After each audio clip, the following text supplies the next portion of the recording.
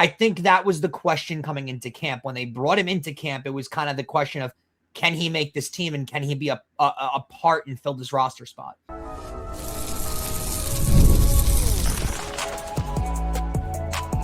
You are Locked On Yankees, your daily New York Yankees podcast. Part of the Locked On Podcast Network, your team every day.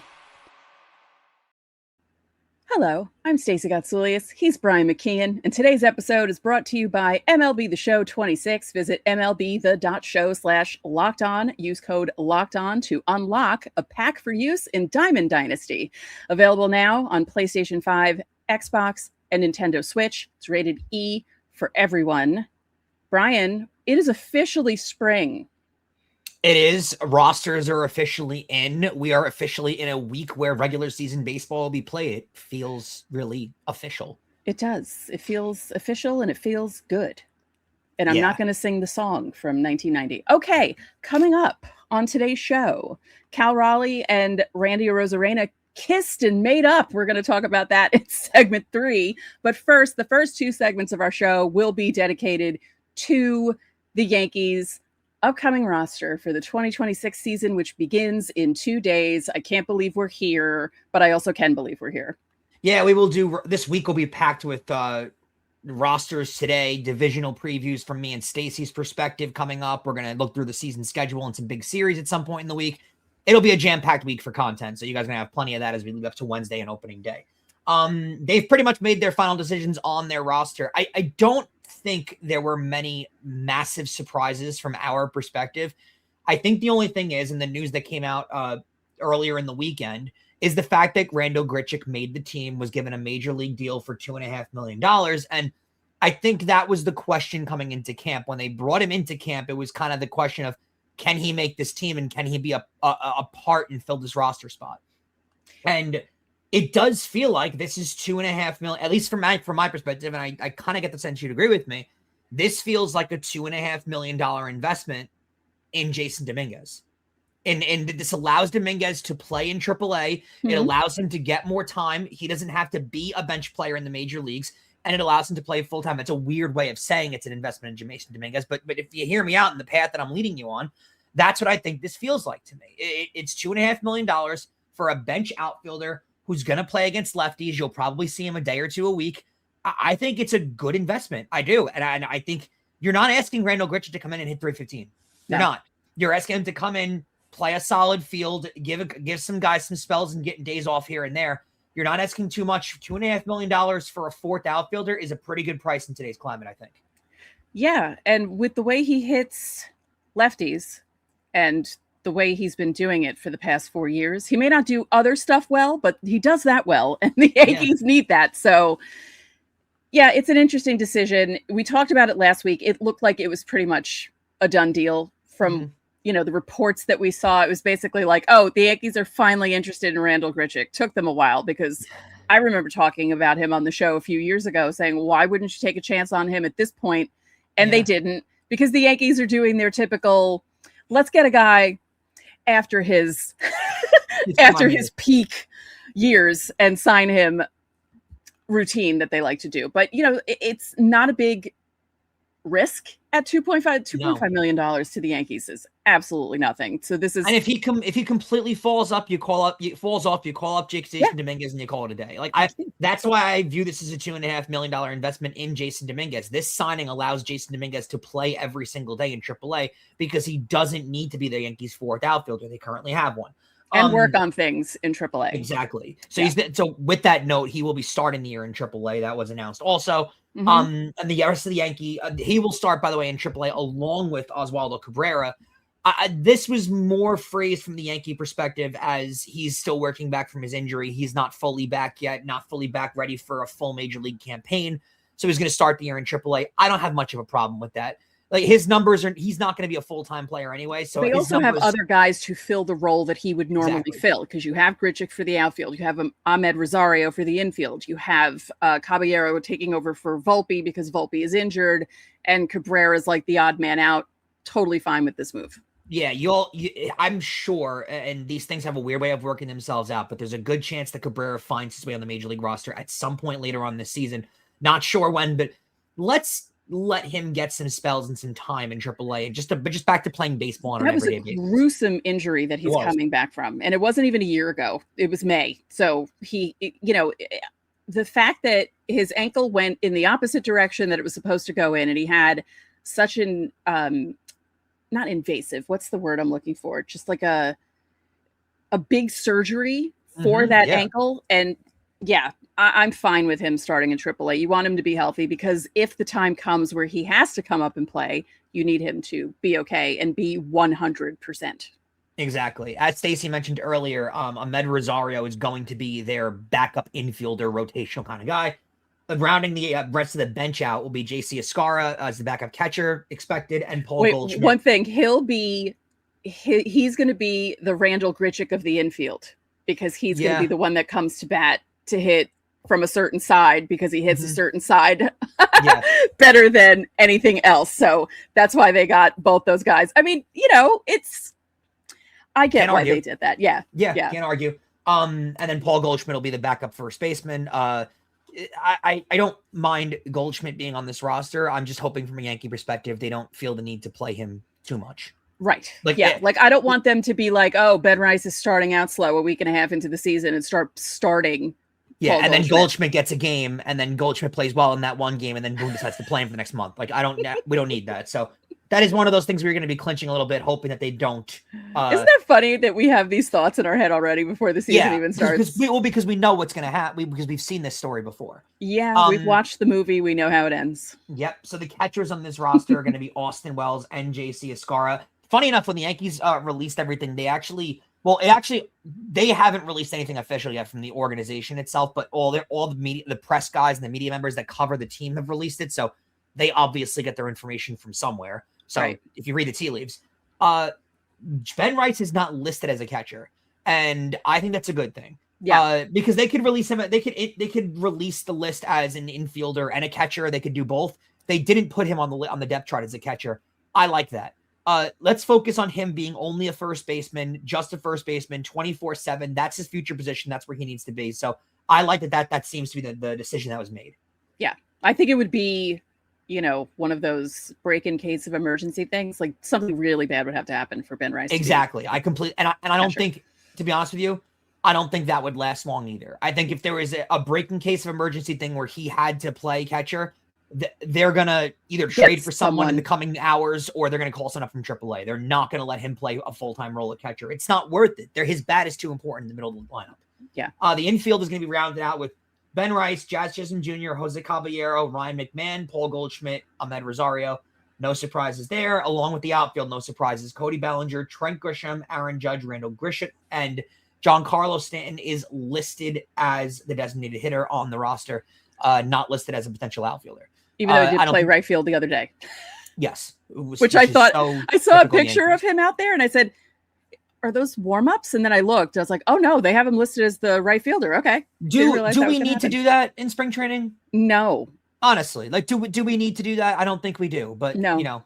The thing is, he's a veteran, right? So he's played his time in the outfield. So I don't think he needs the reps in a spring training game. Plus at his age, just keep him at DH. If you want to see him get to balls in the gap or catch pop flies, do that on a practice field in the back somewhere. You don't need to be doing that in a game so he can hurt himself. You're playing with fire and there's no need to do that. Right. I would love to sit here and listen. Me and Stacey throughout the entire year are going to give you guys our strong opinions on this Yankee roster. We're full of them. Right now for opening day, and I would love to sit here and give you some grandiose, big statement on the Yankee roster and how I feel about it, and who should have made it and who shouldn't have made it. And I don't know if this is like a proud moment for the sports radio gods that have led me to this career that I'm in. I don't have a big take on the Yankee roster right now. This is exactly what I expected the roster to be, minus Grichuk in December. Pretty much. Nothing has changed. Nothing has updated. We knew they were bringing Caballero back. Not that he was going to move anyway. We figured they'd bring Goldschmidt back. That wasn't an overall big surprise. Ahmed Rosario coming back. That was in December, I believe. So that's not a shock to anybody. Mm-hmm. I would love to sit here and yell and scream and have this big take on who should have made the Yankee roster or who shouldn't have. But I don't think you're going to disagree with me here. there's no surprises here. No. There's nothing surprising. There's nothing different. There's nothing that should have, maybe could have, with that. I don't have that answer for you guys. And I'd love to give you one, but this is what's expected. This is what we knew would come in December. And when you kind of sit here and give it the running it back take that everyone seems to be going with publicly, from a lineup perspective, yeah, they're kind of doing that. Where they're not doing that is the pitching staff and the bullpen. That's what we're going to get to next, because that's the important side where we've got our big opinions. So coming up next, the pitching department.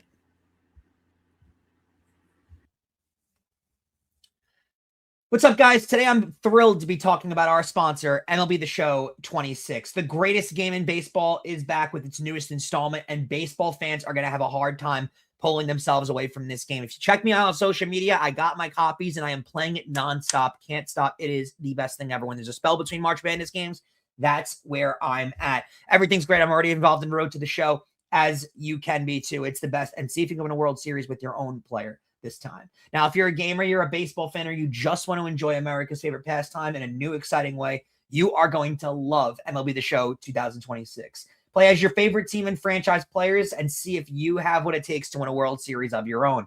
Visit MLB.show/lockedon and use code LOCKEDON to unlock a pack for use in Diamond Dynasty. Internet connection is required. It's available now on PS5, Xbox Series S and X, and Nintendo Switch. Rated E for everyone. And Locked On Yankees is also brought to you by Indeed. Workplace chaos, deadline stacking up, inboxes overflowing, and the one position that you have to fill still sitting open. When the pressure's on and you need the right hire, this could be a job for Indeed Sponsored Jobs. Indeed Sponsored Jobs helps you reach the people who actually fit what you're looking for, their skills, experience, and location. So you're not just hoping that the right candidate stumbles across your post. Spend less time searching and more time actually interviewing candidates who check all the boxes. There's less stress, less time, and more results. When you need the right person to cut through the chaos, this could be a job for Indeed Sponsored Jobs. And listeners of the show will get $75 in sponsored job credit to help get your job the premium status that it deserves at Indeed.com/podcast. Just go over to Indeed.com/podcast right now and support our show by saying that you heard about Indeed on this podcast. Indeed.com/podcast. Terms and conditions apply. Need to hire? This is a job for Indeed Sponsored Jobs. We want to thank you guys for making Locked On Yankees your first listen of the day, and for making Locked On the #1 sports podcast network. And don't forget to check out the Everydayer Club for ad-free episodes and access to the group chat with Stacey and fellow listeners of the show. Tap the link in the show notes or go over to lockedonyankees.supercast.com to join. So the pitching staff. This a little bit of interesting news that came out earlier today. But overall, the roster is, for the most part, done. We figured out who's going to be where and what in what spots in the bullpen and stuff like that. Let's go over the starting rotation first. It does look like, before I say this out loud, everybody, please promise me that you won't overreact in your seats to what I'm going to say. It's not that crazy. There's a reason for it. The Yankees are starting with a 4-man rotation. Again, not that crazy. It's because of the off days that are built into the start of the regular season. There's a little bit of extra off days to avoid rainouts and stuff. That is why they're doing this. It looks like, as of now, it's going to be Max Fried, Cam Schlittler, Will Warren, Ryan Weathers. Now, Luis Gil, likely what we think will be piggybacking with Ryan Weathers in a kind of like dual start. That, or Gil will be starting the year in AAA. Not a demotion, not because he needs to be in AAA, more of because that will keep him on his regular trajectory and regular track to be able to start for the Yankees when they actually call up and need him. So I know that Yankees, like, they play Wednesday, they're off Thursday. This is kind of what they do to prevent rainouts and stuff with these teams. This is not a big deal. Yeah, that was reported first by Brian Hoke on Sunday afternoon, which I thought was interesting. Also, the insiders already know, because I sent that out as soon as I saw the news, because I wanted to get them up to speed on that. Yeah, it's just the first couple of weeks of the season with the rain delay days built in are kind of, you can play around with this. Exactly. and you don't have to worry that much about the rotation, and you can do this sort of thing. So it's not a demotion. Right. He'll throw the live bullpen on Wednesday. So it'll be like he's making a start, and then they'll work him in. He'll be fine. But he was, let's briefly just say, he was fantastic this weekend. He came back, and after that not so great outing against the Tigers, really looked like Luis Heel of old against the Orioles. And, it wasn't just like AAA Oriole guys. He struck out Pete Alonso twice and made him look silly. And he got the ball up to 99 miles an hour in that start. So Luis Heel figured out what he was doing wrong in that Tiger start and made up for it. And it was a lot of wrong for sure. Yeah. This news actually came out, I believe, just a little bit earlier too, before me and Stacey went live. The Nationals are trading for Gerrit Vivas. Yes, Gerrit Vivas is going to the Nationals for what was the pick? What was the ranked prospect that they're bringing from the Nationals? I don't see the ranking on this. I just see it's a minor league pitcher named Sean Paul Lignan. Yeah. So sad news for Stacey because Stacey loved saying his name. Gerrit Vivas. Yeah, Vivas. Yeah, exactly. Vivas. So the built-in off days that I did mention that I should let you guys know, they do play the Giants, as we know, on at the start of the on Wednesday, actually, in the middle of the week. That's the first game of the season, that's the Netflix game. Then they're off on Thursday. Then they play Friday, Saturday, but then they're off Sunday and then Monday. So they have kind of like a really weird built-in. What's up? They're off on Sunday? They are, yeah. They play Wednesday, Friday, Saturday. A Sunday off day? That's weird. Because they're starting on Wednesday, I think. Normally, this is one of the first years. I think this might be the first year that Major League Baseball started the year with a standalone game. And the Yankees are playing the standalone game. Yeah, it is strange. I agree. But yeah, that's what they're doing. Also, I do find it weird. I don't know if you find this weird. Their last spring training game is Tuesday. Oh, yeah, against Arizona, right? No, against Chicago. The Cubs. In Arizona. In Arizona, yeah. Yeah. Why? I don't know. I don't know who decides to do this. Yeah. Like the Monday game, I get it. All right. You want to give them a game on Monday. And then you have the day off. You get ready for opening day. No, they're going, nope. Wouldn't you give them the day off and have them go to San Francisco and just be able to? That makes no sense to me. Well, maybe it's because they have the off day Thursday and the off day Sunday. I don't get it. But like those games don't count. So the Yankees are going to play literally nobody in the games on Monday and Tuesday. They're probably going to send half the Major League roster like to San Francisco before. The rest of the bullpen. This was the curiosity that everyone wanted to know, particularly what the back end of the bullpen was going to look like. And there's one name not on here that you guys are going to recognize really quickly. So David Bednar, the closer, Camilo Doval, the relief, most likely 8th inning, Fernando Cruz, Tim Hill, Ryan Yarborough, and here's where the debate came in. Cade Winquist, we kind of told you guys about 2 weeks ago, was going to make this roster pretty much no matter what because he needed to make the roster for the Yankees to hold him. And then Paul Blackburn, the last guy to make this bullpen roster for the New York Yankees. So LeGrange, the obvious name that's not there. I do want to be a little angry because his stuff was that electric. And you heard from a lot of interviews. I heard an interview recently with David Cohn where he was pretty much like, this kid's going to be a stud at the major league level. He has that level of stuff. You can tell already. He's not just throwing 103 miles an hour. He's throwing it consistently. Yeah. He's not reaching that at one point and then the rest of the inning it's 99. He's consistently over 100 miles an hour. So again, I'd be shocked if he didn't make the major league roster and make an appearance at the major league roster at some point in this season. The way I didn't expect him coming into spring training to make the roster, but the rate at which how good he was this spring, I'm a little shocked he didn't find a way onto this roster just because he was that good.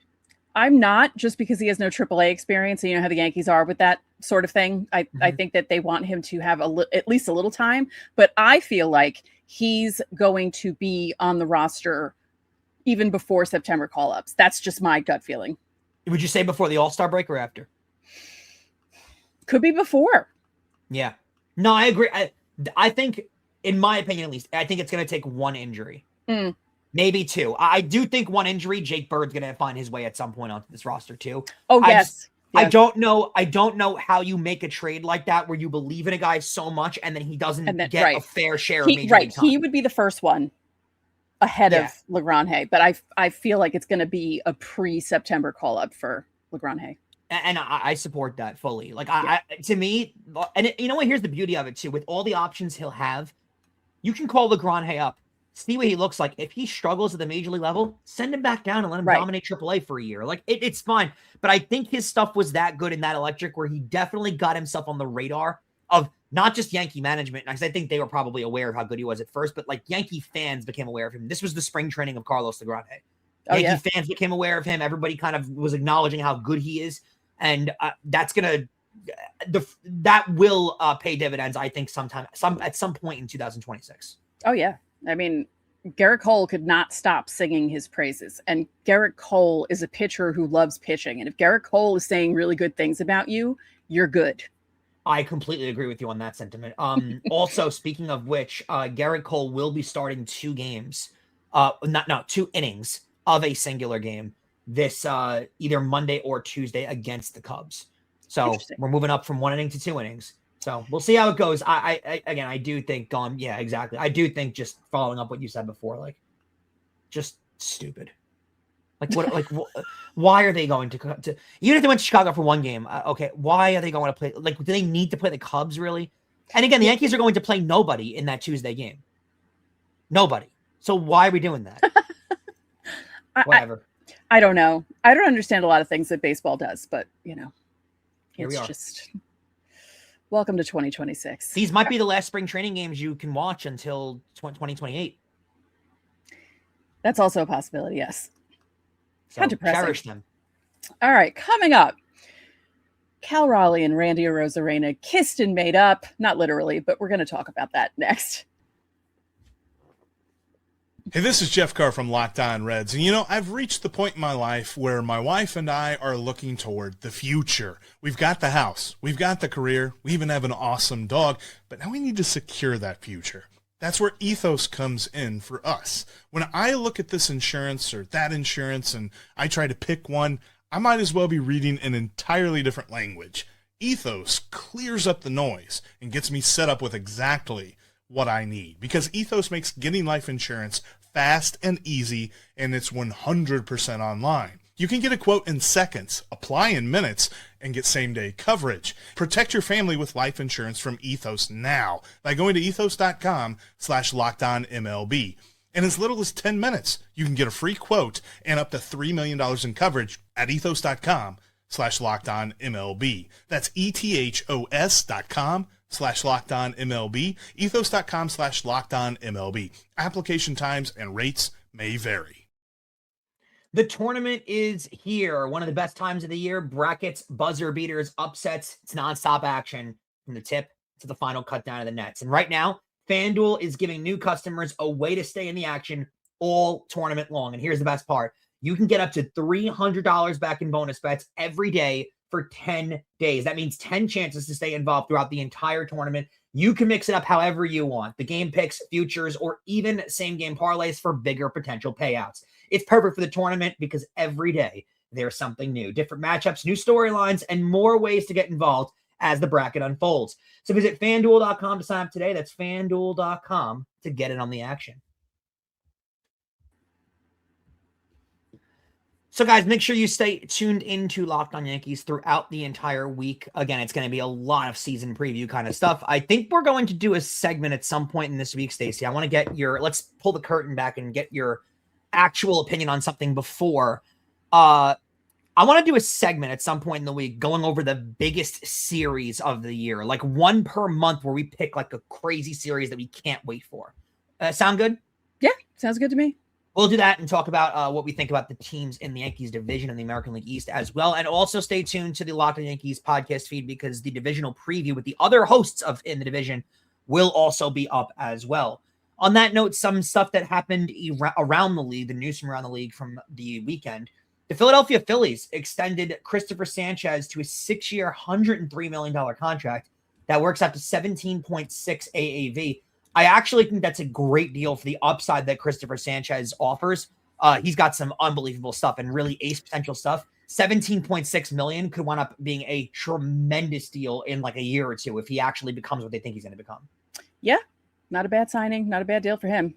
Yeah, so this deal will actually kick in next year for him too. So it's kind of like a 7-year deal. This last year of the deal that he's on right now is only for 3.5 million this year, which is outstanding. So he might be getting paid that first year, that long-term deal in a lockout. That's a nice pay raise, huh? Going from 3 to 17.6. Nice Not job. bad, right? Yeah, good work if you can get it. Randy Arozarena did apologize to Cal Raleigh over the WBC stuff. Again, like we said earlier, we're glad they kissed and made up. Don't you find it a little strange that Randy Arozarena apologized to Cal Raleigh and that was the storyline? Why is he apologizing? Yeah, like Cal Raleigh was the one who refused to give Randy a handshake. Don't get me started. I could write a whole dissertation about how Team USA behaved during the WBC, but I won't. I won't. Just find it odd. Like, it's to me very, very odd. But we'll see what winds up. That is the right move publicly to have that story come out, though, just so the Mariners look like they've got their bleep together, because they really are going into a year where they went to an ALCS last year, lost in a Game 7. Like, you can't go in with this extra drama between two of your top hitters in your lineup going into the year. And it's silly. It's such silly drama. This is the worst kind of drama that you could possibly have for your team. So I'm glad they squashed it. Hopefully it'll be a done storyline. There won't be anything brought up. Hopefully the reporters on opening day won't be like, hey, how was it playing today? But you know what I mean? While I agree it's stupid and silly, this kind of report squashes this and shuts it down before any reporter can come in and ask you about it, and it becomes a storyline. If this doesn't come out, it becomes a storyline going into opening day. So this was the right PR move, and it kind of stinks a little bit, reeks of the Mariners PR team going up to one of them and saying, someone please apologize publicly. Someone say something, because this needs to go away, because it's embarrassing. It's so silly and embarrassing. They should be embarrassed, actually. So Randy Arozarena wore the pants in the relationship and decided to squash this where it was. Good for him. Mature move. Seiya Suzuki is going to start the year for the Cubs on the IL with a knee injury. You really hate to see those kind of injuries like right before the season starts. It just is a wrong way to get the season started off. So the Cubs are going to start opening day without Seiya Suzuki. How about this too? Talk about a fall from grace, right? Sean Manaea is going to start the year for the Mets in the bullpen. I mean, that is just crazy to me how, like, starter, one of the top guys in the league when he was with the A's years ago, like the way that this guy is thought of, and the season he had for the Mets a couple years ago to now be in the bullpen for them starting the year, that's a horrible sign. I mean, it could have been worse. Yeah, it could have been Craig Kimbrell, who didn't make the Mets roster. I guess kind of signifying his career is over. I don't know. The report I saw said that maybe he'll try and catch on somewhere else. He's never going to go away. Yeah, he is one of those guys that will never stop pitching. No. He is just always on a team somewhere. And he's I been remember last year being like, he's still pitching? Yeah. It's kind of getting into David Robertson territory. Yeah. Well, he finally retired. Yeah, I know. But like David Robertson played for like 15 teams because he just, and that was so depressing because he was like the last 2009 Yankee left. Yeah. And if you want to talk about shows you how long ago that was. You want to talk about depressing? This is the last note that I have for news around the league, which like my jaw dropped when I read this. You remember the Orioles from 2 years ago, right? Not last year's disappointment. 2 years ago when they were really good, won 100 games, went to the postseason, didn't win a playoff game, but were really good. Do you remember who the best pitcher in their rotation was that year? Yes. Yeah. He didn't make the Orioles roster. Dean Kramer is starting the year in AAA, didn't make the roster. That's insane. And I read in a bunch of articles too, Stacey, that this is the Orioles kind of like expressing the organizational depth they have at pitcher. Does that really have to be done at the fault of one of their best pitchers who's going to start the year in AAA? I find this insane. And like, maybe it's a wake-up call for him, but that is, to be that good 2 years ago to fall to this level is quite alarming. Yeah. Yeah. It's who else? I'm sorry. I've been so myopic when it comes to news other than news from around the league. Like, I've just been paying attention to the Yankees, so I don't even know like who is in the Orioles rotation, because I can't even. Their rotation's not bad, and they've made signing this off season. Like Zach, they got Zach Eflin, I believe. They brought in Shane Baz. Trevor Rogers is supposed to be he's coming back. Kyle Bradish, and then I think they signed Chris Bassett. I think they brought in too. Right. That's right. But right now, like with the way Chris Bassett finished off the year last year, are you really taking him over Dean Kramer? Right. Who was one of your top pitchers 2 years ago? Like, I don't understand how this could be. This is the move you make. To me, it seems crazy that he's going to start the year in AAA. I'm stunned. But I mean, maybe he just needs to work on some things and then he'll be okay. they're a very interesting team going into the year. They improved in a lot of places. Their bullpen got a lot better. And they have to get better than they were last year. Last year makes so little sense. They have to get better. Yeah. Well, last year was really they dug themselves such a hole in the beginning. Oh yeah, of the by season. the end of May. By the end of May, they were done. Yeah. It's their year is going to be. They might be. They like. I mean, the Yankees are obviously always going to be the Yankees, and there's every team in the division has storylines around them. They might be the most interesting team in the American League East. Just seeing what the Baltimore Orioles are able to do, because you can't. And seeing how they come back from a very disappointing.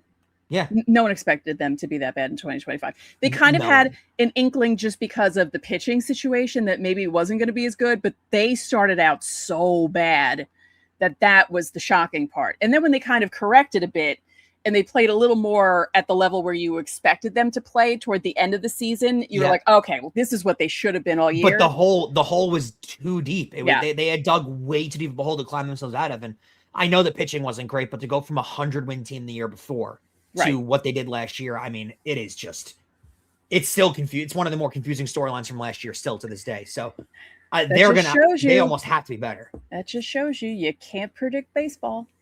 Susan. Usually. Yeah. Usually. All right. Well, thank you guys for tuning in to Locked On Yankees. Make sure you subscribe and follow Locked On Yankees so you get all the latest updates. As Brian said earlier, we're going to have a lot of content for you talking about division preview with the other hosts and Brian. Just one host each show, did the roundtable, and then we'll be talking about our feelings about the division. We'll be previewing specific series that we have our eyes on.